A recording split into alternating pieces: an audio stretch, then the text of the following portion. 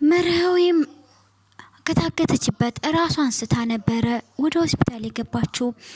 በዛን ሰዓትም ሄኖክና ሀሴትም ጓዛቸውን ጠቅልለው ደብዳቤ ጽፋለት ነበረ ቤቱን ለቀው የወጡት። ዛሬ መርሃዊም ነቅታ ወደ ቤቷ ተመልሳለች። ሰላም ጤና ይስጥልን የተወደዳችሁና የተከበራችሁ የመሲ ዩቲዩብ ቻናል ተከታታዮች፣ በተወዳጇ በጽናት ድራማ በክፍል 58 መጠና ላይክ እና ሼር ሰብስክራይብ ያደረጋችሁ እስከ ቪዲዮ ፍጻሜ አብራችሁ ቆዩ። እንግዲህ ደስ በሚል ሁኔታ መርሃዊም ራሷን ከሳተችበት ከሆስፒታል ነቅታ ወደ ቤት ተመልሳለች። ኪራም አብሯቸው መጥቶ ነበረ። በደስታ ነበር ወደ ቤት የተቀመጡ። ተበሳቁለሻል ግቢና ረፍት አድርጊ እያላት ነበረ። ይኖርብሻል እያለ ነበር ናሆምም ከዚህ በኋላ ምንም ቢመጣ ቢፈጠርም አጎንሽ ነኝ ማንንም አይነካሽም አይነካብኝም እያለ ቃል እየገባልን ነበር። መርሃዊም እኔ ምንም አልሆንኩኝ አስጨነቅኳችሁ እንደ ወዲያውኑ ወደ መኝታ ክላስ ነበረ ናሆምና መርሃዊ የገቡት። ኪራም ከተቀመጠበት ሳሎን ከትራስ ውስጥ ያገኘውን የሀሴትን ደብዳቤ እያነበበ ነበረ። በዛም ደግሞ በጣም ተናዶና ተበሳጭቶ ነበረ።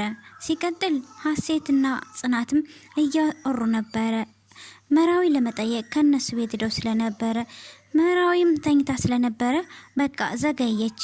አሁን አትነሳ ምን የሚሄዱ ይኖርብኛል ወደ ቤቴ ስትል እንደዚህ ስትል የሰማም ናሆሜም ከዚህ ታድሪያለሽ አታድሪ አለሽ ይሏታል።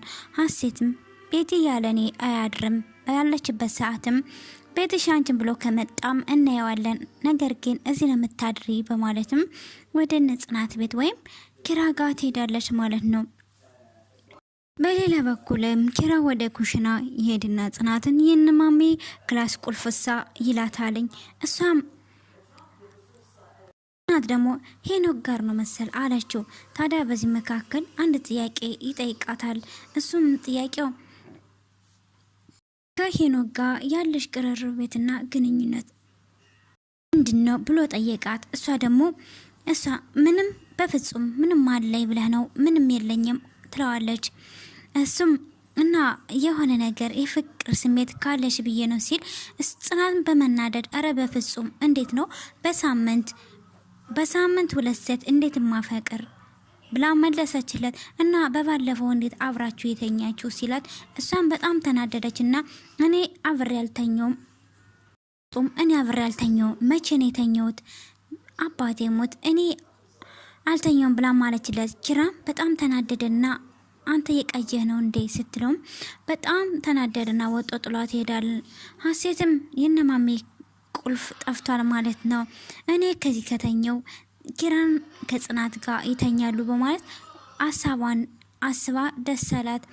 ሰኔም በሀሳቧ መሰረት ሳሎን ጋር ተኝታ ነበረ። ኪራም ይሄድና ቀሰቀሳት። ሰኔ ተነሺ ከጽናት ጋር ተኚ ይላታል። ሰኔም እኔ እዚህ ነው የምተኛ ከተነሳው እንቅልፌ ይቋረጣል፣ ስለዚህ አንተ ሄድና ተኛ ሲል የት ነው የምተኛ አላት። ሄድና ከጽናት ጋር ተኛ አለችው። ሰኒም እኔ ወደ ቤት ልሄድ ስል እምቢ አላችሁ፣ ከዚህ ስተኛ ደግሞ ትቀሰቅሰኛለህ፣ ስለዚህ ያው መተኛት ይኖርብኛል፣ አንተ ፈለግ ከጽናት ጋር መተኛት ይኖርብሃል በማለት መለሰችለት። እሷም ሰኒ ግን በቀልዷ ነበረ እንደዛ ያለችው። ኪራ ግን እንደ እንጨት ቁሜ አድራለሁ እንጂ ከጽናት ጋርማ አልተኛም ነበር ያለው። ደረጃ ሄድና እየተከዘ ነበረ። ጽናትም ትሄድና መጣ ጠይቀዋለች። ምን ነው ከዚህ የተቀመጥከው ስትለው ምን አገባሽ በማለት ይመልስላታል። አንቺ ስለኔ የሚመለከትሻል? እሷም ግን እኮ ሀሴት ትደች ብላ ጠይቀዋለች። ታዲያ ሀሴትም ሶፋ ላይ ሰኒም ሶፋ እንደተኛች ይነግራት ነበረ። እኔ እኮ እየጠበቅኳት ነው፣ በቃ ካንተኔ ጋር ተኛ፣ እኔ ባንድ ጎን እተኛለሁ አለችው። እሱም አርፈሽ ተኝ፣ እሷን እንዳትረብሻትና ትተኛበት አትቀስቅሻት አለ። አርፈሽ ክላስሽ ገብተኝ አይመችም አላት። እሷም እኔ አንተን ጥዬ አላረም፣ በፍጹም አላደርገውም አለችው። አንቺ ልጅ ብትጋረግና ጽናት አንቺ ልጅ እኮ ብዙ ጊዜ ጎርተሽኛል፣ አዚም በኋላ ተይኝ ባክሽን በማለት ይነግራታል። ጽናትም ድራት እኔ ደረጃ ላይ ጥዬ አልሄድም ጥላው እንደማትሄድ ትነግረዋለች። በሌላ በኩል ደግሞ ዛም እሺ በቃ ሂጂ እመጣለሁ ቢላትም አንተ ካልተነሳክ አልሄድም ነበር ያለችው። ከዛም እሱም ተናደደና ጥሏት ተነስቶ ይሄዳል። በቃ ይሄ ልጅ በቃ አበደ እንዴ እያለች ነበረ ጽናት። በሌላ በኩል መራዊና ናሆሜም ወክ እያረጉ ነበረ። የናሆሜ እናቱ እንደምትመጣ ለመራዊ የነገረት ነበረ። አማች ልመጣ ነው ስለዚህ ደስ ይላል እያለ መራዊም ደነገጠና የፍራቻ ምልክት እየታየባት ነበረ። እኔ በቃ እፈራለሁ ምናምን እያለች ነበረ። አትፍሪ ማሚ እኮ እንደኔ ተጫዋች ናትኝ ሁሉን ነገር ግልጽ ናት እያላት ነበረ። ስለዚህ ልክ እንደ ናሆሜ እያላት ነበር። በሌላ በኩልም ሁላቸውም ተሰብስበው ነበረ ከነኪራ ቤት እየተጫወቱ ነበረ። በመሃል ግን ተለምደው ኪራና ጽናት በፊታቸው እያወሩ ነበረ። ብድግ ታዲያ ሰናይት ብድግ አረገችና እኔ ብቻ ነኝ ከማላችሁ ሲንግልም የሆንኩኝ እያወራች ነበረ። በዛም ናሆሜና መራዊም ቅልጥ ያለ ፍቅር ውስጥ ገብተው ነበረ። ኪራና ጽናትም ቢኮራረፍም ውስጣቸው እንደሚፈላለጉና ልባቸው አይናቸው እንደሚታይ ትናገራለች። ሰናይትም ነገሩን ስታነሰው ኪራና ጽናትን ነገሩን ይጀማምሮታል። በቅኔ በፍሌት ሲነጋገሩ ቆይተው ናሆሜም እናንተ አረጋጉት ያላቸው መራዊም ተዋቸው አለች። ነገሩ አልበርድ ሲልም ጽናት በቃ ውሃ ልጠጣ ብላ ወደ ኩሽና ትሄዳለች።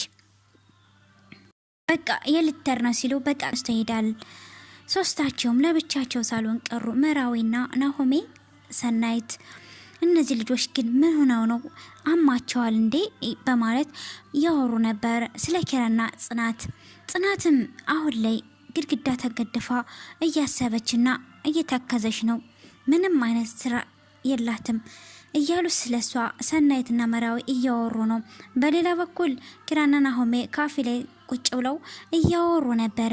ይህም እንግዲህ ሄኖክን መራዊ እንዳገታት በሄኖክ ምክንያት እንደታገተችና ስቃይ እንደሰነበተች በሀሴት ምክንያት እንዳደረገችና እንዳደረገው ይነግራታል። ናሆሜም በጣም ይናደድና እንዴት አሳያለሁ እያለ ይዛትና እየፈከረ ነበረ በሄኖክ ላይ። አትናደድ እኔ ያላወቁ መስዬ ነው ያወራሁት። ስለዚህ ይመጣልኝ በወቅቱ እኔም በወቅቱ ተናድጄ ነበረ። ነገር ግን አሁን በሰላማዊ መንገድ ማውራት የፈለኩኝ አለ ኪራ። ስለዚህ አንተ ትዕግስተኛና ተረጋግተክ አውረኝ አለው። እያረጋጋው ነው የነበረ። በሌላ በኩል ደግሞ ሀሴትና ጽናትን በሌላ በኩል ደግሞ መራዊ ጽናት እያወሩ ነው የነበረ። መራዊም እሱ እንዳገታት ሀሴት ናት ብዬ የዋሻችሁ ውሸቴን ነው ብላ መራዊ ያሳለፈችውን ነገር ሁሉ ነገር ተናገራለች። እውነት እንዳልሆነ ጠርጥሬ ነበረ። ለዶክተርሽ መክሰስ ከፈለግሽ ፖሊስ ልጥራልሽ ሲልሽም እኔ አስቤ ነበረ ትመለስላታለች። እንደዚህ እያሉም ኪራና ናሆሜም ከወደ በር ይመጣሉ። ናሆሜም በሄኖክ ተደብድቦ ኪራም ተመቶት መጥቶ ስለነበረ ሲያፋጡትም ኪራ አፍቃርሽ ደበደበኝ በማለት ይመልስላታል። ታዲያ ሁሉንም ነገር ግልጽ ያልሆነላቸውም ማን ነው አፍቃሪ አለች ጽናትም ስትልም እንደገና ሄኖክ ነው እንደው ምን ልታያቸው ነው እንደዚህ የሚወዶችሽ ያየሽ ሁሉ የሚወድሽ ምን ልታያቸው ነው? ኪራ እንደዛ ብሎ ተናገራት ጽናትም ግሬህ ነበር እንደሚያስቸግረኝና ስራ አላሰራኝ እንዳለ ስልክ አንተ ግን ዝም ነበር ያልከኝ በማለት ትመልስለታለች። ኪራም በጣም ይናደዳል። ታዲያ ወዲያውኑ ጽናትም ስልክ ተደውሎላት እያወራች ነበረ። ስልኩ የምታወራው የኪራ አባት ነበር። ምን ልለው ነው ሀሴት እንደደጅ ስነግረው ምን ይለኛል እያለይ በጣም እያሰባች ነበረ። ስልኩንም ካነሳች በኋላ ሴት ደህንነትና ስለ ሀሴት ሁኔታ ጠይቋት ነበረ። ሀሴት ሄዳለች። ከኪራ ጋር አልተግባቡም፣ ተጣልተዋል።